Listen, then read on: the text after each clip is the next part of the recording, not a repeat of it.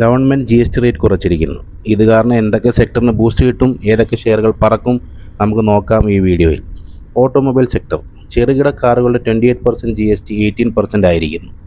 6 ലക്ഷം രൂപ വില വരുന്നൊരു വാഹനം ഏകദേശം 60,000 രൂപ കുറഞ്ഞ് 5,40,000 കിട്ടുന്നു. അതുകൊണ്ട് ഇതുമായിട്ട് റിലേറ്റ് ചെയ്തിട്ടുള്ള എല്ലാ ഷെയറുകളും പറക്കും. ഇൻഷുറൻസ് സെക്ടർ നിലവിൽ 18% ആണ്. അതൊന്നുകിൽ 5% ആവും, അല്ലെങ്കിൽ 0% ആവും. 0% ആയാൽ 50,000 പ്രീമിയം അടയ്ക്കുന്ന ഒരാൾ 9,000 രൂപ കുറച്ച് 41,000 അടച്ചാൽ മതിയാവും. അതുകൊണ്ട് ഇത് റിലേറ്റഡ് ആയിട്ടുള്ള സ്റ്റോക്സ് എല്ലാം പറക്കും. സിമെൻറ്റ് ആൻഡ് കൺസ്ട്രക്ഷൻ സെക്ടർ നിലവിൽ 28% എന്നുള്ളത് 18% ആക്കുമ്പോൾ ഒരു ബിൽഡിങ്ങിന് 10 lakhs മെറ്റീരിയൽസ് മേടിക്കേണ്ടടുത്ത് 9 lakhs മേടിച്ചാൽ മതിയാവും. ഇവിടെയും 1 lakh ലാഭം. AC, TV, റെഫ്രിജറേറ്റർ നിലവിൽ 12% എന്നുള്ള 5%ലേക്ക് എത്തുന്നു. അതായത് 30,000 രൂപ വില വരുന്ന ഒരു ഫ്രിഡ്ജോ AC വാങ്ങുമ്പോൾ 2,100 രൂപയുടെ പ്രോഫിറ്റ്. ഇതുമായി ബന്ധപ്പെടുത്തിയ എല്ലാ കമ്പനികളും മുകളിലേക്ക്. ഇത്തരത്തിൽ ജനങ്ങൾക്ക് 8 മുതൽ 10% വരെ പ്രോഫിറ്റ് ഉണ്ടാകുമ്പോൾ അവർ പൈസ മറ്റ് കാര്യങ്ങൾക്ക് വേണ്ടി വിനിയോഗിക്കും. മൊത്തത്തിലുള്ള ഇൻ ജനറൽ കൺസംഷൻ കൂടും.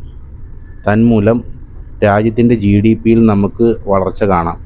സ്റ്റോക്ക് മാർക്കറ്റ് പ്രൈസുകൾ മുകളിലേക്ക് പോകും. അപ്പോൾ എന്താണ് നിങ്ങളുടെ അഭിപ്രായം? ഗവൺമെൻറ് മേൽപ്പറഞ്ഞ കാര്യങ്ങളൊക്കെ നടപ്പിലാക്കിയാൽ സാധാരണക്കാരായ ജനങ്ങൾക്ക് എന്തെങ്കിലും പ്രയോജനമുണ്ടോ?